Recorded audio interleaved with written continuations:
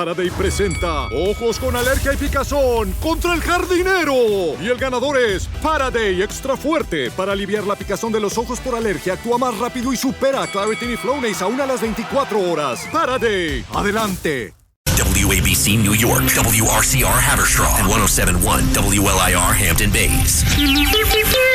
It's the 77 WABC News Hour. Talking the news with Noah Layden. All the news you need to know with Joe Nolan, traffic, Justin Ellick, sports. And now, Talking the news with Noah on 77 WABC. Yes, that's me. Good morning. It is Tuesday, June 23rd. Your forecast from the 77 WABC Weather Center. Going to see some showers this morning, maybe even a pop-up thunderstorm, then some rain this afternoon. The high 72. Tonight and overnight, cloudy, low 64. And then the sun reappears on Wednesday. Sunshine, high 84. If you're walking out the door with us right now, 69 and cloudy in Mount Vernon up in Westchester. It's 70 and cloudy in New Brunswick over in New Jersey. And it's 69 and cloudy right outside our Midtown studios. This is the Top 5 at 5. It's primary day here in New York. Will people show up to the polls? The horse and buggies will be back in Central Park today. A Nancy Guthrie note gives new clues to what happened to her. New Jersey voters learn once a mobster, apparently always a mobster, and a new way to buy art in Brooklyn. All right, let's get into it at 5:04. Mayor Mamdani trying to get people to the polls today. He has his far-left candidates. He's trying to push and pull across the finish line. He was asked about voter turnout from early voting, which has been lower than it was last year. I mean, that doesn't come as a total shock. Last year was a mayoral race. This year it's a lower level congressional races and some state-run races. Not as interesting as voting for a mayor. I also will not blame New Yorkers because they're too busy trying to make ends meet in the nation's most expensive city to be able to think about the problems not of today but of tomorrow and the leaders that could resolve them. Yeah, but all you got to do, you had early voting, a week of early voting that ended Sunday. And of course, today it's going to rain. That won't help. Sometimes people say it's raining. I don't feel like going out and voting. He says, the mayor, that he was lucky last year because he was running and he wasn't competing with a Knicks playoff run and a World Cup. Now, again, I don't really understand why that would keep people from voting, but here's his argument. In our election last time around, I was lucky in that I didn't have to compete with the Knicks' first championship in 53 years. I didn't have to compete with the first World Cup being hosted by our city in a generation. Okay, so this is what we learned from the City Board of Elections. 173,000 people have already cast votes during the early voting period. Again, that's down from last year, but again, it was more exciting. Last year was a race for mayor. And coming up after 5:30, we'll hear from some of the candidates. And there's these accusations against the mayor of anti-Semitism on the campaign trail. That and more coming up after 5:30. 5:05, it was a stormy rush hour home yesterday. That coupled with some travel restrictions in place because of the World Cup match between Norway and Senegal out at MetLife Stadium in the Meadowlands. Now, the thought was this could make for a rough ride, but apparently not a lot of complaints yesterday. City officials issued that gridlock alert citing the 8 p.m. kickoff of that match out in the Meadowlands. And so what happened is they closed a whole bunch of roadways here to get fans out there. The biggest impact is and continues to be for New Jersey transit riders because they closed Penn Station to everyday commuters so they can get these fans who've paid $98 round trip to get from Penn Station to the Meadowlands out to the stadium in time. So you still have these commuters. Really, at this point, they shouldn't be surprised. New Jersey Transit gave them a lot of warning, but sure enough, there were people showing up at Penn Station who were trying to get home and were told you can't get into Penn Station. Now, I understand if you live in Rutherford, so that's where the stadium is. You have people who live in Rutherford and they say, wait a minute, you're taking people to Rutherford, but you won't take me there to Rutherford. A lot of people trying to get there who live right there. I like the World Cup, but it cannot put us inconvenience our travel.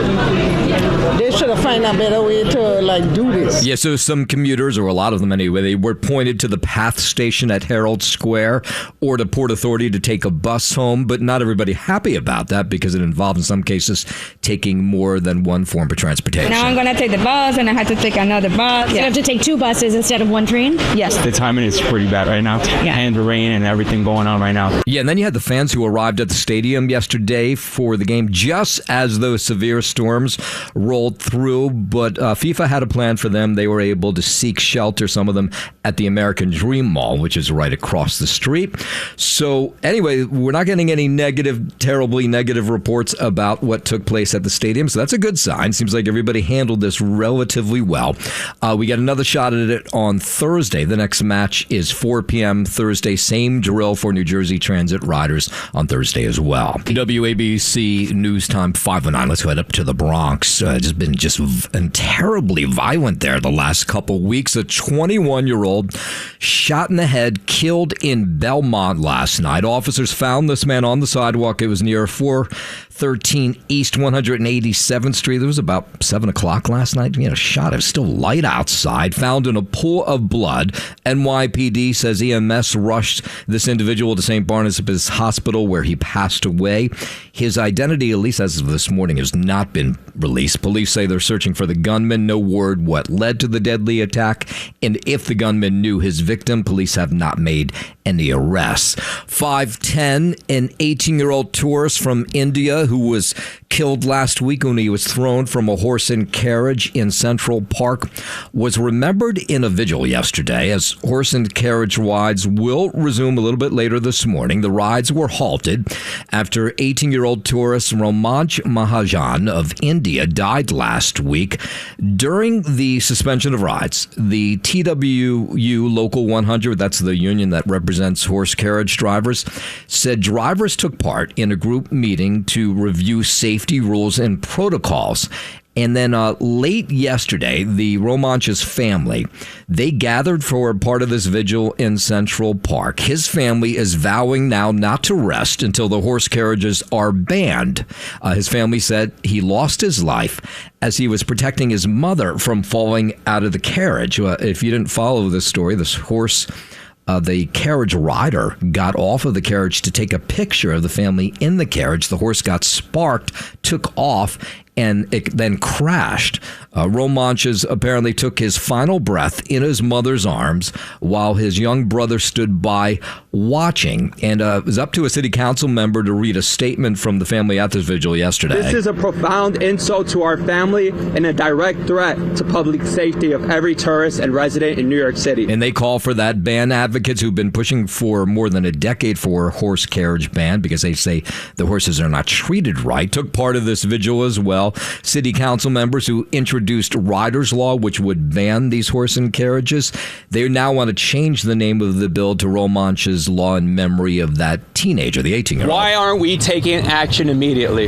They're acting as if the hitching post would be the babysitters. It's nonsense. There's no training, there's no protocols in place that can stop a reaction from a horse in a split second. So the carriage rides are going to resume this morning. I mean, the rain may delay it a little bit. This deadly accident happened just a week after another horse ate a poisonous plant and died in the park. 5:12, let's go overseas, where Vice President J.D. Vance now heading back to D.C. following those initial talks with Iran in Switzerland. He told reporters the talks set a good foundation for future discussion about a number of issues, including curbing Iran's nuclear ambitions. We have the Iranians allowing weapons inspectors, nuclear inspectors into their country for the first time in a long time. Vance also says President Trump will be focused on Iran's actions during a 60-day negotiating window. And the vice president insists that after the weekend talks, mechanisms have been set up to ensure the Strait of Hormuz remains open and that regional conflicts, especially the one between Israel and Hezbollah, will not derail these talks. We left a lot of our team. The Iranians left a lot of their team at the resort there to keep on working at it. So all in all, a very productive 36 hours. We set up the mechanism to ensure not only the Straits of Hormuz are open, but will stay open. We think about 15 million barrels of oil come out. Now, Iran's top negotiator says an agreement has been reached with the U.S. to release $12 billion in frozen Iranian funds. This comes after the U.S. announced a temporary easing of sanctions to allow the sale of Iranian oil and petrochemicals until August 21st. President Trump says Tehran has agreed to allow international nuclear inspectors and that any released Iranian assets will be used to buy U.S. agricultural products. And then you had Israeli Prime Minister Bibi Netanyahu saying this morning that Israeli troops will continue to occupy southern Lebanon, and he says demolish Hezbollah infrastructure there. 5:14. Meanwhile, at the White House, they kind of want to change the subject. Get off Iran. They say most Americans are not paying attention. So President Trump will be touting the U.S. economy when he heads to Pennsylvania just a little bit later this morning. Trump will be traveling to the borough of Macomb, just outside Allentown, to speak at the Mack Trucks facility, one of the state's major manufacturing plants. The facility just got a $47 million contract to construct dozens of heavy-duty dump trucks for the military. I'm Mark Mayfield. 5:14. We're hearing a little bit of the thinking of UK Prime Minister Keir Starmer before he stepped down yesterday. His resignation, it did not come as a total surprise. The Labour Party had been all over him to step down. So apparently he gathered his family together on Sunday before the announcement was made on Monday just to make sure everybody was on board. We've seen multiple senior cabinet officials band and kind of rebel against Keir Starmer, and our understanding is that Keir Starmer spent the weekend out at his countryside estate with his wife and kids, kind of reflecting on the decision, but clearly arrived to the decision that staying in power, staying in the office of Prime Minister was untenable. That's correspondent Molly Hunter, who reports that Starmer, who won in a landslide election in 2024, had been facing mounting pressure from his own party, didn't really have a chance. His successor will likely be Britain's 7th prime minister in the past decade. Rival Andy Burnham is leading candidate to replace Starmer as the head of the Labour Party. In a moment, we will head out to Arizona, where we're learning of a new ransom note in the Nancy Guthrie missing persons case. We'll get to that in just a moment. But first, 5:15, let's head over to the 77 WABC Sports Desk. Good morning, Justin Ellick. Good morning to you, Noah Maladen. Start out here in Detroit. The Yankees lost 5-3 to the Tigers in the opener of a 3-game series. Good for their third loss in a row and fourth in their last 5. They still have the best record in the American League at 46-31. Starter Garrett Cole wasn't very sharp, allowing 5 runs and 9 hits in 4 1/3 innings. He struck out 5. New York got a run in the second when Jose Caballero walked, stole second, and scored on Ali Sanchez's double. Sanchez exited in the 7th after being hit on the left wrist by a pitch. Ahmed Rosario homered 2 pitches later to make it 5-3. Up next for the Yankees, lefty Carlos Rodon will get the start in tonight's middle game of this 3-game series against the Tigers. First pitch from Detroit scheduled for 6:40 p.m. The Mets, they got postponed last night. A little bit of rain pushing that game back. We were basically a few stops away from Citi Field. No, lady. Yes, I was one stop away from the stadium when they announced. Why do you wait till 6:30? Yeah. I mean, forget us. Yeah.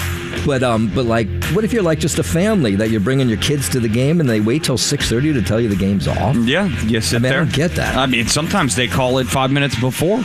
You know, sometimes they'll say, "Hey, wait here for 2 hours. Sit here for 2 hours. We're gonna get this game going in a couple of hours."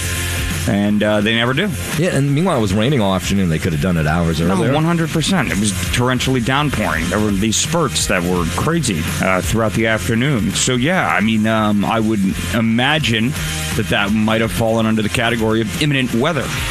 We were, instead of going to the game, we lifted a couple pints or two, and then when we walked out, it wasn't raining. No. So, I don't know. It was actually kind of a nice night. It was. Yeah. So, it would have been a great night to be at the ballpark, so go figure. It would have been wonderful sitting there. Come on.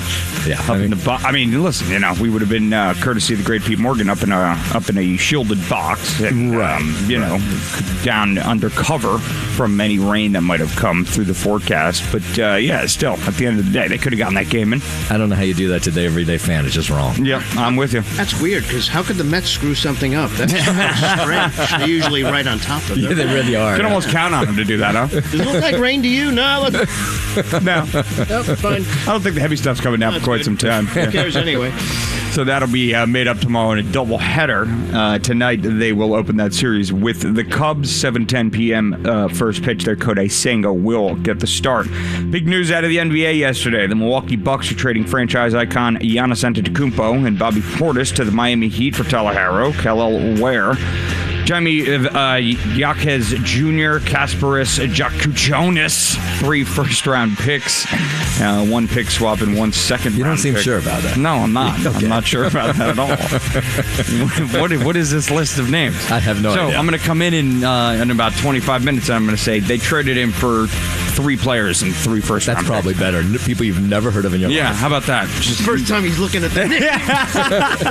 It's like you're doing tennis or something. I've never seen these names before in my entire life. My God. I mean, at least, Giannis ain't an easy name either, but at least we know that one. We learned that. It took a while. Yeah, exactly. The Heat are sending to Milwaukee unprotected first-rounders in 2031 and 2033, along with number 13, a pick swap in 2030 and a 2033 second-rounder as well. The trade does not include any additional teams, but it won't be made official until July 6th, so you never know who might want to come into the fold here. But both the Heat and the Bucks, they will execute that deal come July 6th. The Heat's title odds went from 30-1, the 9th shortest, to 18-1, 5th shortest. That the news of the trade broke last night. And of course, we're still looking ahead to Thursday at 10 p.m. Now, Los Angeles, Team USA picking up their World Cup group play action against Turkey. USA, of course, still 2-0 in the group play.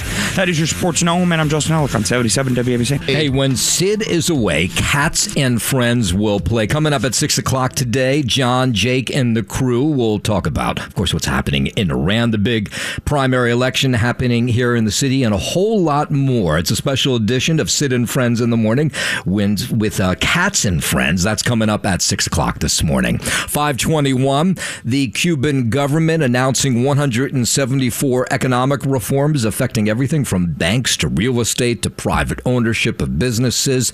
Cuba expert Dr. Andy Gomez says it's the most significant shift in government policy in years, but implementing it, well, that won't be easy. The problem is they should have done it 60 years ago, number one. Number two, they don't have the infrastructure to implement these reforms. The bureaucracy in place cannot move these reforms enough in order to make it significant. Nobody's going to invest in Cuba until their money is protected, but more so until there's a clear path to leadership or regime change. Yeah, of course, they're looking for foreign investment in Cuba. The change comes in response to the country's deepening economic crisis. A ransom note in the Nancy Guthrie case reportedly said that she's dead and buried. More from News Nation's Blake Berman. News Nation learning new details about the second ransom note in the case that was sent shortly after her disappearance. A source close to the case telling our Brian Enton that the note said that Guthrie had died and was, quote, buried with nature now, end quote. The note indicated Guthrie's death was not intentional, but did not offer a direct apology.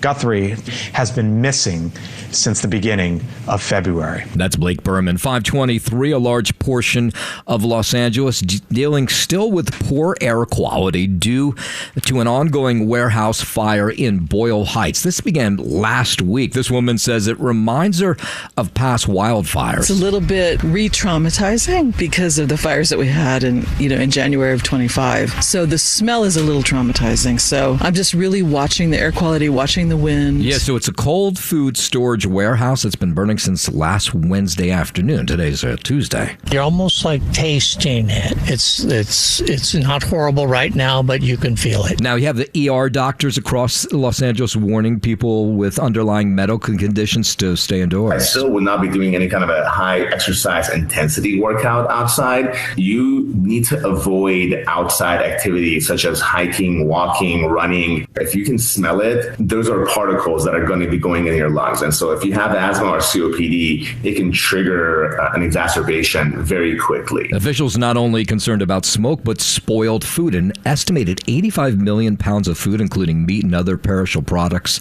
are starting to spoil in that warehouse. 524, back down to D.C., where President Trump says repairs to the damaged paint in the National Mall reflecting pool will begin immediately. National Park Service workers scrambling to fix the iconic reflecting pool. Despite a recent $14 million renovation spearheaded by the president, the reflecting pool has been plagued with algae blooms that turn the water green and peeling paint. Correspondent Gabe Gutierrez there reports the president claimed in a social media post over the weekend that he inspected the pool and blamed the peeling paint job on vandalism. On Friday, U.S. Park Police arrested three-time Olympic canoeist David Hearn, charging him with destruction of government property after he reached into the water to touch a piece of the peeling paint. He denies doing anything wrong. Yeah, in fact, Hearn sat down with NBC News. The three-time Olympic champ canoeist says, he just pulled the paint out of the water. Didn't remove, tear, rip, break, or destroy any of it. The condition of the reflecting pool was the same after I stepped away from the water as it was before I got there. 525, the search for the man accused of opening fire on cars in Kansas City the day of a World Cup match is now in its sixth day. He's also wanted for a shooting in neighboring Kansas. News Nation's Alex Caparello spoke with the suspect's parents. Right now, frankly, they're in a state of shock about the allegations that are being leveled against their 22-year-old son.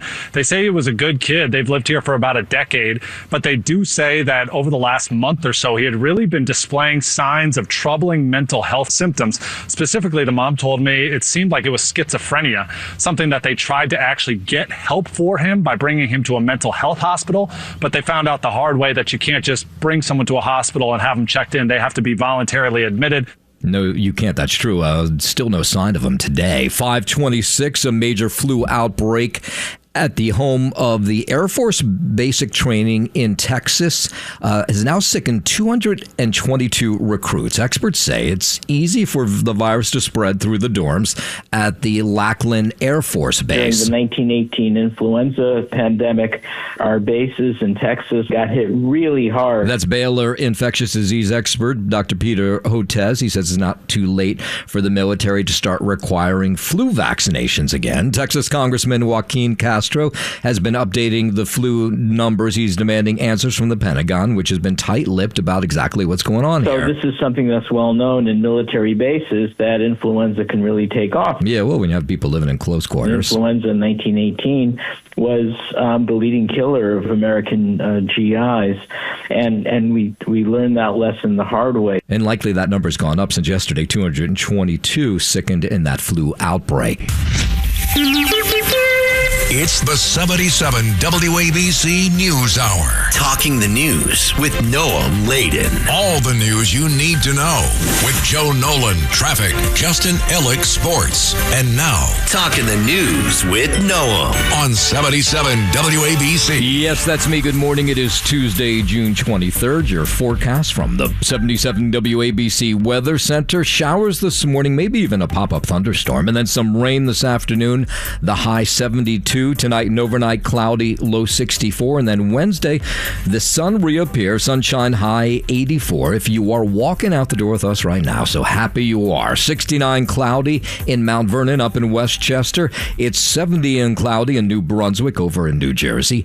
And it's 69 and cloudy right outside our Midtown studios. WABC News Time 540. It is primary day here in New York. There are some interesting primary congressional races that we've been following on the Upper West Side. Jerry Nadler is stepping down, so there's like 10 candidates who want to replace him. Micah Lasher, he's a candidate, a state lawmaker from the Upper West Side. He was out campaigning till the last minute yesterday. We're getting an incredibly positive reaction from a ton of voters who are coming out to vote, and it's been all over the district. This is the prime spot here on the Upper West Side, and it's great to meet voters, and the enthusiasm for Micah Lasher is kind of off the charts. Now, Lasher is being backed by former Mayor Bloomberg. Social media influencer JFK's grandson, Jack Schlossberg, says his pitch to reinvigorate the Democratic Party has been playing well with an older crowd in addition to his younger supporters, and he's feeling pretty confident today. Our base of support is from older voters who understand the need for a new generation to take over, who believes in the same old values of the Democratic Party, but wants to reinvigorate our party with energy. Yeah, there's a lot of interesting candidates in this race on the Upper West Side. Alex Boras, he's an Upper East Side state lawmaker.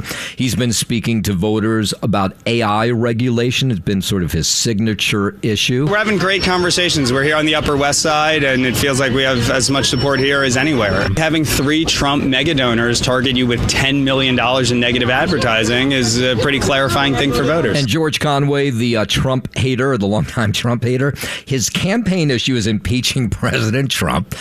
He says he's glad he entered the race. He seemed to think he didn't have much chance today, but he's enjoyed his time campaigning. I'm glad I did it. It's a great experience, and I look forward not to have to do it next week. Yeah, and the other race is in Lower Manhattan. The district covers Lower Manhattan and parts of Brooklyn. Hotly contested race. It's the 10th congressional one. It's closing arguments being made yesterday by Congressman Dan Goldman, who is facing off against Brad Lander. Dan Goldman talking yesterday to voters how about the experience matters, trying to convince these people going to the poll at the last minute. You have someone who has been a career politician who clearly will say anything and do anything, including splicing a video. He's talking about Brad Lander here. To try to get votes, but ultimately flip-flops so much that you can't trust him. And on the other hand, you have someone who's been doing the job like I have for 3.5 years. Now, a poll last month found the former city comptroller Brad Lander with a significant lead, but he's not feeling that comfortable about it. He's saying people got to get out and vote. There are significant differences between corporate Democrats and progressives and democratic socialists like were represented last night. And that means you don't take money from corporate PACs or Wall Street or crypto or AIPAC. Now, Brad Lander is endorsed by the mayor, one of the 4 candidates he's pushing across the finish line. The race has been contentious. A lot of talk about the pro-Israel group AIPAC. Goldman cast his ballot early voting on Friday, and I think Goldman voted with his family over the weekend. Brad's campaign has been entirely based on his endorsements. He has presented almost no ideas. He has no ideas for how to even do oversight. I play politics as a team sport. Some people think you should play it by yourself. That doesn't help New Yorkers get affordable housing or health care or child care. So I'll keep playing politics like a team sport, and I guess he can keep playing it like a cage match. All right, so Mayor Mamdani is accused of using some anti-Israel tropes to mobilize voters to the primaries to get his 3 hand-picked left-of-center candidates over the finish line. It started last week when the mayor tried to mobilize votes for Brad Lander, and he went after AIPAC, which is this pro-Israel lobbying group that he referred to as monsters. An AIPAC for whom the only thing more frightening than democracy being allowed to run its course is an end to genocide and Netanyahu's wars. Yes, so on Monday, some reporters asked him about that statement, but he doubled down. He says AIPAC, he blames them for the deaths of Palestinians in Gaza. I think that it is important that when we ask ourselves how such death and destruction is happening overseas, we also name those who allow it to take place. Now, some Jewish leaders take real offense to that, to the mayor's remarks. They call them reckless. One of them is Rabbi Chaim Steinmetz, who leads Congregation Kehilloth Jesuin on the Upper East Side. He's turning to AIPAC and saying, AIPAC desires genocide. He's saying that I, the supporter of AIPAC, desire genocide. So some Jews in the community saying he's using AIPAC, the mayor is, as a boogeyman to get people to the polls. 172,000 people voted in the 9 days of early voting this year's primary election, according to the Board of Election. That's 45% of the people who turned out in last year's early voting. But of course, last year it was the mayor at the top of the ticket, and that usually brings out more people. We'll see how many people come out today amid a day that's going to be rain off and on throughout. It usually doesn't help help the numbers. Of course, we'll watch that here all morning long on 77 WABC. In a moment, we'll go out to Newark, where there is a desperate search for a driver who killed 2 women. We'll get to that story in just a moment. But first, 5:45, let's head over to the 77 WABC Sports Desk, and here's Justin Ella. Thank you, Noah Mladen. Sports sponsored by Pete Morgan and Peerless Boilers. Go to peerlessboilers.com to find a deal near you. Peerless Boilers, the world's best-built boilers. To start out here in Detroit, the Yankees lost 5-3 to the Tigers in the opener of a 3-game series. Good for their 3rd loss in a row and 4th in their last 5. They still have the best record in the American League at 46-31. Starter Garrett Cole wasn't very sharp, allowing 5 runs and 9 hits in 4 1/3 innings. He struck out 5. New York got a run in the second when Jose Caballero walked, stole second, and scored on Ali Sanchez's double. Sanchez exited in the 7th after being hit on the left wrist by a pitch from Ed Rosario. Homered 2 pitches later to make it 5-3. Up next for the Yanks, the lefty Carlos Rodon will get the start in tonight's middle game of this 3-game series against the Tigers. First pitch from Detroit is scheduled for 6:40 p.m.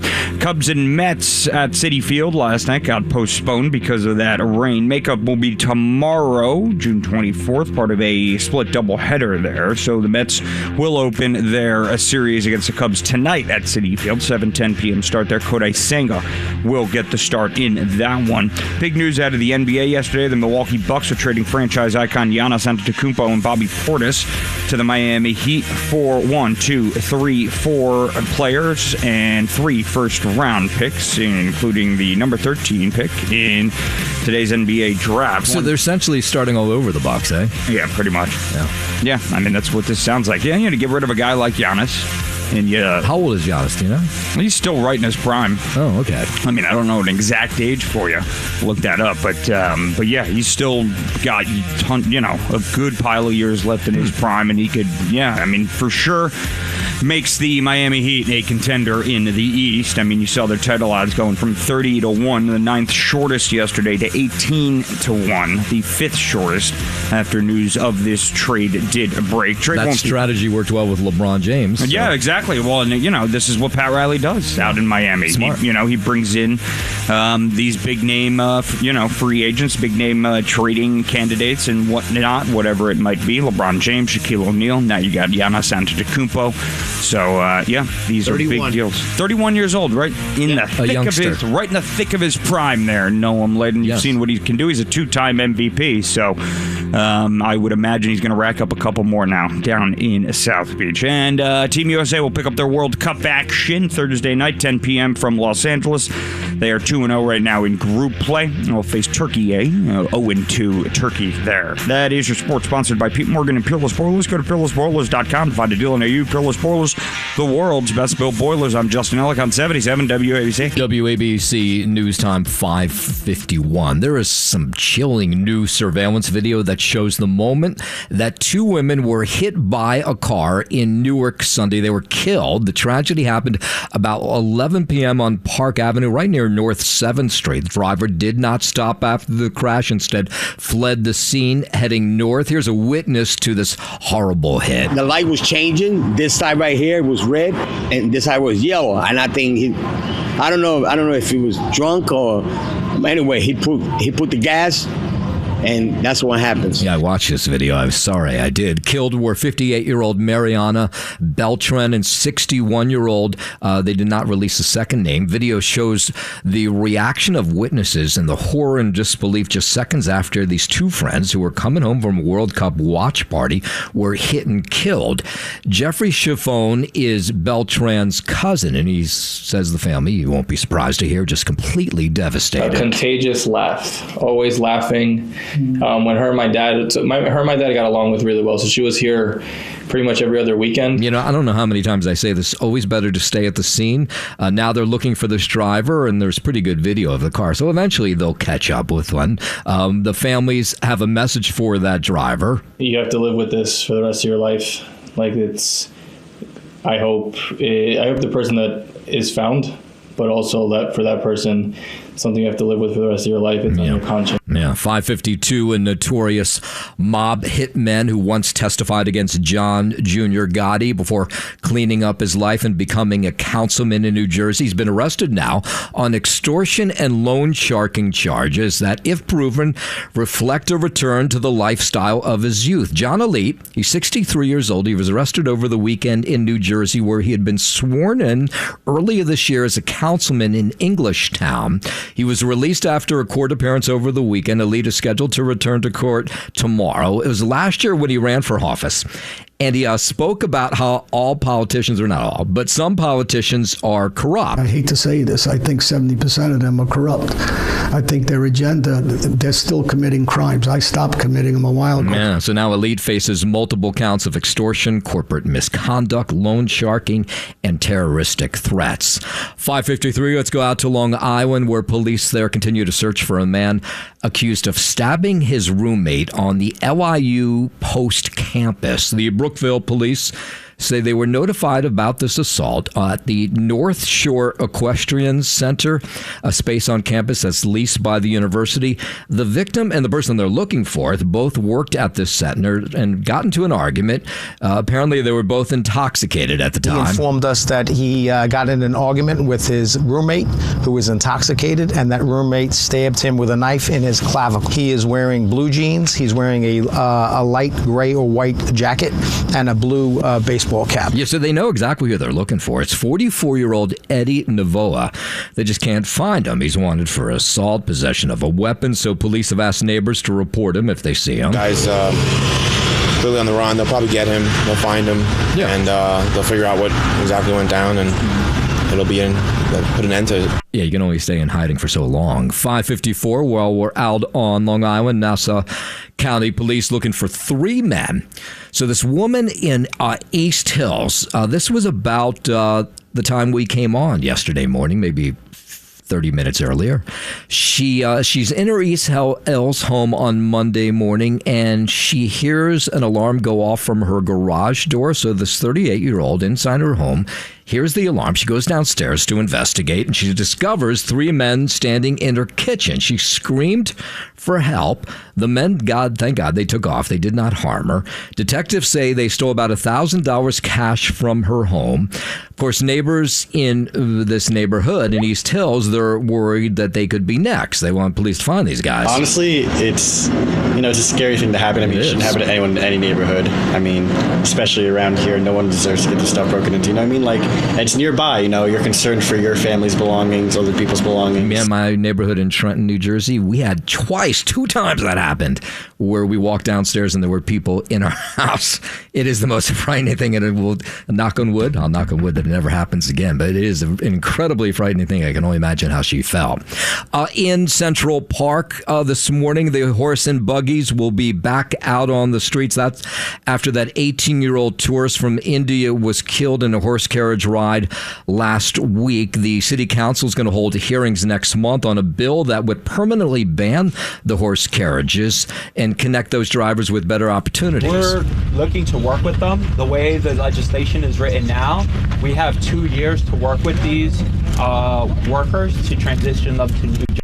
But hopefully we can do it much quicker than 2 years from now. Meanwhile, the horse carriage drivers, they underwent fresh training with their union, being told what to do and what not to do. In the case of that 18-year-old who was killed last week, the driver got off the carriage to take a picture of the family who was visiting from India when the horse got spooked, took off, and then crashed, and that 18-year-old was killed. Because they don't actually care. They just want their money that they get from running the business.